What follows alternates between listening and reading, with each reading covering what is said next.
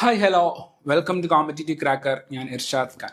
അപ്പം ഞാൻ ഇന്ന് വന്നിരിക്കുന്നത് നമ്മുടെ PSC പരീക്ഷകളിൽ, പ്രത്യേകിച്ച് LP UP പരീക്ഷകളിൽ ഏറ്റവും കൂടുതൽ മാർക്ക് വരുന്ന സയൻസ് വിഷയങ്ങൾ എങ്ങനെ പഠിക്കണം എന്ന് പറഞ്ഞു തരാനായിട്ടാണ് ഞാൻ ഇന്ന് ഈ വീഡിയോ ചെയ്യുന്നത്.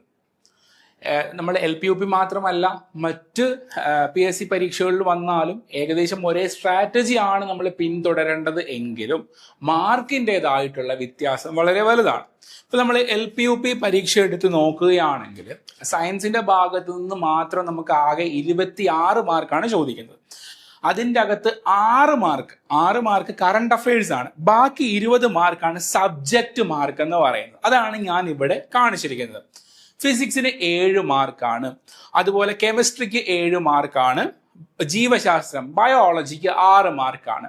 അപ്പം 7 7 14 6 20 മാർക്ക് സയൻസിന്റെ സ്റ്റാറ്റിക് പോർഷനിൽ നിന്ന് ചോദിക്കും.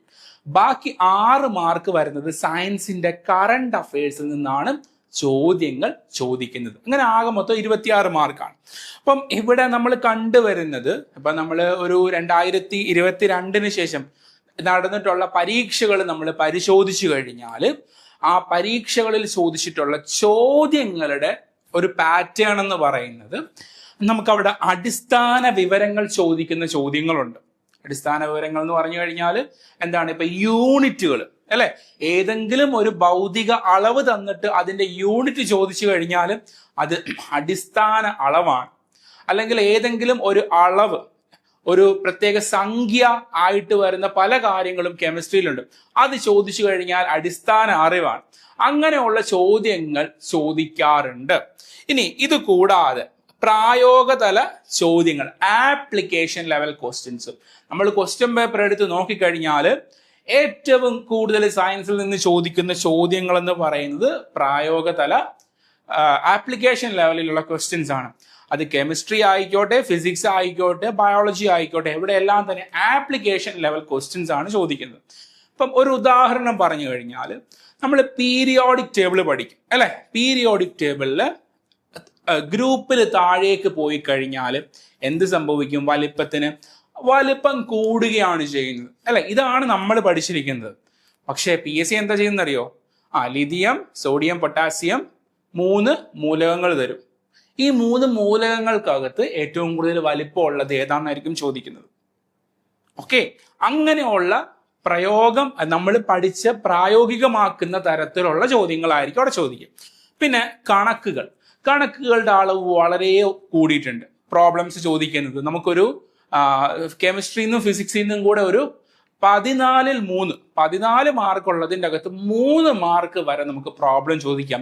ഇപ്പോഴത്തെ ട്രെൻഡ് അനുസരിച്ചിട്ട് 3, 4, 5 ഒക്കെ ആകാനുള്ള സാധ്യതയുണ്ട്. ഫിസിക്സിലും ഒരുപാട് കണക്കുകൾ വരുന്ന മേഖലകളുണ്ട്. അതുപോലെ തന്നെ കെമിസ്ട്രിയിൽ നമുക്ക് സൊല്യൂഷൻസിന്റെ അകത്ത് വരുന്നുണ്ട്. അതുപോലെ തന്നെ ഗ്യാസ് ലോസിന്റെ അകത്ത് വരുന്നുണ്ട്. മോൾ കോൺസെപ്റ്റിന്റെ അകത്ത് എല്ലാം തന്നെ കണക്കുകൾ വരുന്നുണ്ട്.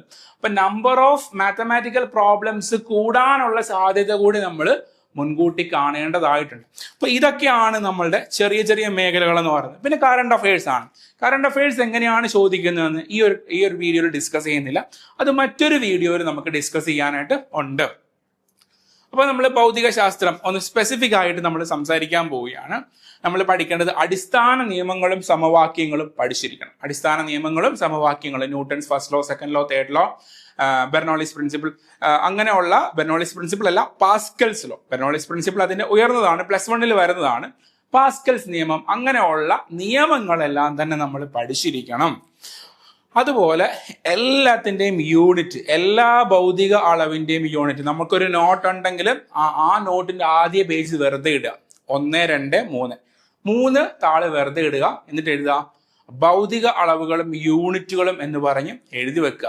എന്നിട്ട് ഓരോ എണ്ണത്തിന്റെയും യൂണിറ്റ് എഴുതുക. ആ യൂണിറ്റ് മാത്രമാണോ? SI സിസ്റ്റത്തിൽ മാത്രമാണോ? ചിലതൊക്കെ കൺവേർഷൻ ഉണ്ട് അല്ലെ.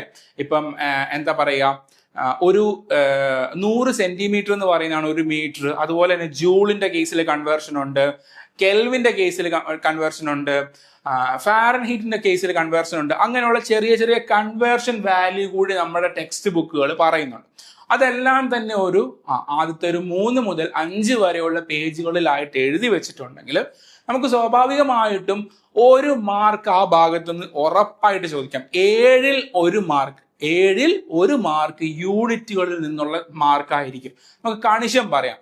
പക്ഷെ നമ്മൾ മനസ്സിലാക്കേണ്ട ഒരു കാര്യം, നമ്മുടെ പാഠപുസ്തകം എടുത്ത് നോക്കിക്കഴിഞ്ഞാൽ അതിൻ്റെ അകത്ത് വളരെ ചെറിയ കാര്യങ്ങൾ മാത്രമേ യൂണിറ്റുകളും അളവുകളും എന്ന് പറയുന്ന പാഠപുസ്തകത്തിൽ ആകെ 3 അളവുകളെ കുറിച്ചിട്ടോ 4 അളവുകളെ കുറിച്ചിട്ടോ പറയുന്നുള്ളൂ. പക്ഷെ അതിൻ്റെ അപ്പുറത്തേക്കാണ് അളവുകൾ എന്ന് പറയുന്ന ഭാഗം. കാരണം 5ാം ക്ലാസ് മുതൽ 12ാം ക്ലാസ് വരെയുള്ള പാഠപുസ്തകത്തിൽ, സയൻസിന്റെ പാഠപുസ്തകത്തിൽ ഒരുപാട് പാഠങ്ങളിലായിട്ട്, ഒരുപാട് സ്ഥലങ്ങളിലായിട്ട് വിവിധ തരത്തിലുള്ള യൂണിറ്റുകളെ കുറിച്ചിട്ട് പരാമർശിക്കുന്നുണ്ട്. അതിന്റെ കൺവേർഷൻ വാല്യൂവിനെ കുറിച്ചിട്ടും പരാമർശിക്കുന്നുണ്ട്. അതുകൊണ്ട് തന്നെ അതൊരു വലിയ ടോപ്പിക്കാണ്. അതൊരു ടോപ്പിക്കായിട്ട് എടുത്ത് പഠിച്ചു കഴിഞ്ഞാൽ നമുക്കൊന്നും ചെയ്യാനായിട്ട് പറ്റത്തില്ല. അടുത്ത ഒരു ഭാഗം എന്ന് പറഞ്ഞാൽ ഇതിന്റെ പ്രായോഗികതല ചിന്തകളാണ്. പ്രത്യേകിച്ച് വസ്തുവിന്റെ പിണ്ഡം മാറിയാലും പാലായന പ്രവേഗത്തിൽ മാറ്റമുണ്ടാവില്ല എന്നതുപോലെയുള്ള തത്വങ്ങൾ മനസ്സിലാക്കുക. ഞാൻ ഒരു ഉദാഹരണം പറഞ്ഞാണ്. ഇപ്പൊ നമുക്കൊരു ഇക്വേഷൻ തന്നു. ആ ഇക്വേഷൻ G=gm/r². എന്തുകൊണ്ടാണ് ആ ഇക്വേഷൻ, എന്താണ് ആ ഇക്വേഷൻ നമ്മളോട് സംസാരിക്കുന്നത്? Gravity, acceleration due to gravity എന്ന് പറയുന്ന ആ ഒരു ഫിസിക്കൽ ക്വാണ്ടിറ്റിക്ക് വസ്തുവിന്റെ അല്ലെങ്കിൽ ഭൂമിയുടെ മാസും ഭൂമിയുടെ റേഡിയസുമായിട്ട് മാത്രമേ ബന്ധമുള്ളൂ. അങ്ങനെയുള്ള ഇക്വേഷൻ വായിക്കാനും പഠിക്കണം. ഇക്വേഷൻ മാത്തമാറ്റിക്കലി എഴുതാൻ മാത്രമല്ല, ആ മാത്തമാറ്റിക്കലി എഴുതിയ ഇക്വേഷൻ എന്താണ്, ലിറ്ററലി നമ്മൾ ലാംഗ്വേജിലേക്ക് കൺവേർട്ട് ചെയ്യാൻ കൂടെ പഠിക്കണം. എന്നാലേ നമുക്ക് അതിന്റെ ആശയം കിട്ടുകയുള്ളൂ. ഇനി problems, concave lens, convex lens, അങ്ങനെയുള്ള അതിന്റെ unit conversion, S=ut + ½ at², V=u + at, അങ്ങനെയുള്ള ചെറിയ ചെറിയ ഭാഗങ്ങൾ കൂടി നമ്മൾ നോക്കേണ്ടതായിട്ടുണ്ട്. അപ്പൊ ഇതാണ് ഏകദേശം ഒരു ഓവറോൾ ഐഡിയ. ഇതിവിടെ തീർന്നു എന്ന് ഞാൻ പറയുന്നില്ല, ഇനിയുമുണ്ട്. അപ്പം പഠിച്ചു തുടങ്ങുന്നവർക്ക് ഒരു വഴികാട്ടൽ മാത്രമാണ് ഈ പറഞ്ഞിട്ടുള്ള കാര്യങ്ങൾ. ഇനി നമ്മൾ കെമിസ്ട്രിയിലേക്ക് വന്നു കഴിഞ്ഞാൽ ഏറ്റവും പ്രധാനപ്പെട്ടതാണ് ആറ്റത്തിന്റെ ഘടന. ആറ്റത്തിന്റെ ഘടന പഠിക്കുമ്പം ന്യൂട്രോൺസ്, പ്രോട്ടോൺസ്, അതുപോലെ തന്നെ ഇലക്ട്രോൺസ്, അങ്ങനെയുള്ള അതുമായിട്ട് ബന്ധപ്പെട്ടിട്ട് ഒരേപോലെ ന്യൂട്രോൺ ഉള്ളതിന്, ഒരേപോലെ ഇലക്ട്രോൺ ഉള്ളതിന്, ഒരേപോലെ പ്രോട്ടോൺ ഉള്ളതിന്, അങ്ങനെ പല പല പേരുകളിലാണ് അറിയപ്പെടുന്നത്. അതിനെല്ലാം എക്സാമ്പിൾ പഠിക്കണം. തന്നിരിക്കുന്ന 4 ഓപ്ഷൻസ് തന്നിട്ടുണ്ടെങ്കിൽ അതിൽ നിന്ന് എടുത്തെഴുതാൻ, അതിൻ്റെ അകത്ത് ഇന്നതാണ് എന്ന് കൂടെ കിട്ടാൻ വേണ്ടി നമുക്ക് പഠിച്ചിരിക്കണം. ഇനി അതുപോലെ തന്നെ ഏറ്റവും പ്രധാനപ്പെട്ടതാണ് ഐസോടോപ്പ് എന്ന് പറയുന്ന ഭാഗം. ഐസോടോപ്പിൽ ഹൈഡ്രജന്റെ ഐസോടോപ്പാണ് എപ്പോഴും ടെക്സ്റ്റ് ബുക്കിൽ എടുത്ത് കാണിക്കുന്നത്.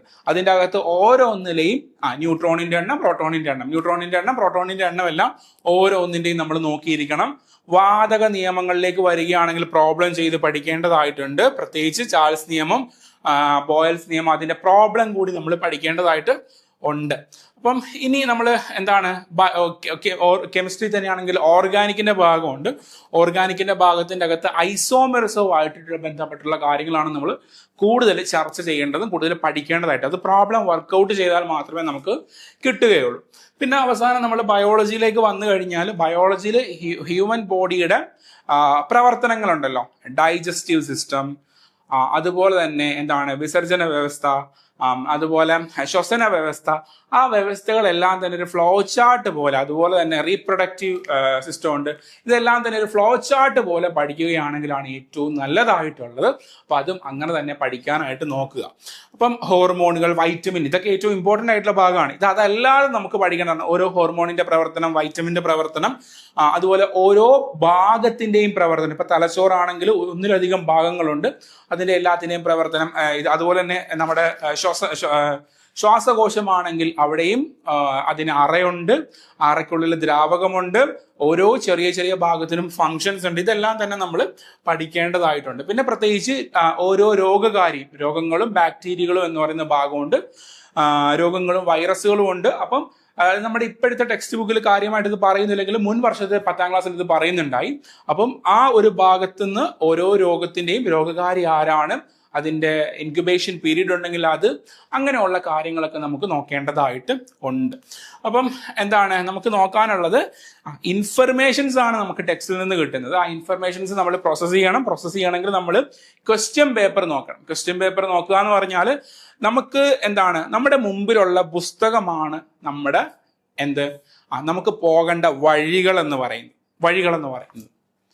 ലക്ഷ്യം എന്ന് പറയുന്നത് നമുക്ക് വരാൻ പോകുന്ന LPSA UPSA പരീക്ഷ ഏറ്റവും മനോഹരമായിട്ട് എഴുതുക എന്നതാണ് നമ്മുടെ ലക്ഷ്യം. അതിനു മുമ്പേ നമ്മൾ ചോദ്യങ്ങൾ നോക്കുമ്പോൾ നമുക്ക് എന്താണ് മനസ്സിലാകുന്നത്? ഇതിലേക്കുള്ള വഴി, ഈ വിശാലമായ വഴിക്കകത്ത് നിന്ന് ഏത് വഴിയിലൂടെ നമ്മൾ പോയാലാണ് ഏറ്റവും മനോഹരമായിട്ടും നമ്മുടെ ലക്ഷ്യം നമുക്ക് പൂർത്തിയാക്കാൻ പറ്റുന്നതെന്നുള്ള തിരിച്ചറിവാണ് ചോദ്യങ്ങളിലൂടെ നമുക്ക് വരുന്നത്. അപ്പൊ ചോദ്യങ്ങൾ പരിശീലിക്കുക, കൃത്യമായിട്ട് തന്നെ അത് എന്ത് ചെയ്യുക, അതിന്റെ ഫീഡ്ബാക്ക് സെൽഫ് അസസ് ചെയ്യുക, എന്റെ പോരായ്മകൾ തിരിച്ചറിയുക, അതുപോലെ തന്നെ ഫീഡ്ബാക്ക് സെൽഫ് ഫീഡ്ബാക്ക് എടുക്കുക, ഒരു ജേണൽ പോലെ എഴുതി വെക്കുക എന്തൊക്കെയാണ് ഇനി എനിക്ക് എൻ്റെ പോരായ്മകൾ മാറ്റേണ്ടത്. അങ്ങനെ നിങ്ങൾ സ്വയം പഠിക്കുക, സ്വയം പഠിച്ച് മുന്നേറുക. എങ്കിൽ മാത്രമേ ഉള്ളൂ അൾട്ടിമേറ്റ്ലി എന്താണ് നിങ്ങൾക്ക് LPSA UPSA എന്ന് പറയുന്ന പോസ്റ്റിലേക്ക് എത്താനായിട്ട് പറ്റത്തുള്ളൂ. നിസ്സാരമായിട്ട് പഠിച്ചാൽ മാത്രം പോരാ, അതിൻ്റെ അപ്പുറത്തേക്ക് കടമ്പകളും കാര്യങ്ങളും എല്ലാം ഉണ്ട് ഇന്നത്തെ കാലഘട്ടത്തിൽ. അതെല്ലാം വ്യക്തമായിട്ട് ബോധ്യമുണ്ട്. അപ്പം നമുക്ക് എന്ത് ചെയ്യണം, ആ ഒരു സ്ട്രാറ്റജിക്കായിട്ട്, ആ ഒരു പഠനത്തിന്റെ ഭാഗമായിട്ട് നമുക്ക് ഷോർട്ട് നോട്ട്സ് ചെയ്യണം, അതുപോലെ വീക്ക്ലി റിവിഷൻ ചെയ്യണം തുടങ്ങിയ ചെറിയ ചെറിയ ടിപ്സും കൂടിയും ഉണ്ട്. ചെറിയ ചെറിയ ടിപ്സ് എന്ന് പറഞ്ഞാൽ വലിയ ഇമ്പാക്റ്റ് ഉണ്ടാക്കാൻ പറ്റുന്ന ചെറിയ ചെറിയ ടിപ്സ് ആണ് അതെല്ലാം. അപ്പം ഇത്രയും പറഞ്ഞുകൊണ്ട് നമ്മൾ നിർത്തുകയാണ്. ചോദ്യങ്ങളുടെ കാര്യമെല്ലാം പറഞ്ഞു. അപ്പോൾ കോമ്പറ്റീറ്റീവ് ക്രാക്കറിൽ LPSA UPSA പുതിയ ബാച്ച് ആരംഭിക്കുന്നുണ്ട്. ആ ബാച്ചിലേക്ക് ജോയിൻ ചെയ്യാൻ താല്പര്യമുള്ളവർ കോമ്പറ്റീറ്റീവ് ക്രാക്കറിന്റെ ബോർഡ് നമ്പറിൽ കോൺടാക്ട് ചെയ്യുക. ഈ വീഡിയോയ്ക്ക് താഴെ ഒരു ലിങ്ക് ഷെയർ ചെയ്തിരിക്കും, അതിൻ്റെ അകത്ത് രജിസ്റ്റർ ചെയ്യാൻ പറ്റും. അതുപോലെ തന്നെ ഒരു ഗ്രൂപ്പിന്റെ LPSA UPSA ആയിട്ട് ബന്ധപ്പെട്ടുള്ള അപ്ഡേറ്റ്സുകളും അതുപോലെ കണ്ടന്റ് നോളജും ഫ്രീ ആയിട്ട് ആക്സസ് ചെയ്യാൻ പറ്റുന്ന ഒരു ഗ്രൂപ്പിന്റെ ലിങ്കും കൂടെ താഴെ കൊടുത്തിരിക്കും. അപ്പൊ നിങ്ങൾ അതിലേക്ക് വരിക. അപ്പൊ നമുക്ക് വീണ്ടും പുതിയ വിശേഷങ്ങളും പുതിയ ടിപ്സുകളുമായിട്ട് നമുക്ക് വീണ്ടും വരാം. അപ്പൊ താങ്ക് യു സോ മച്ച്.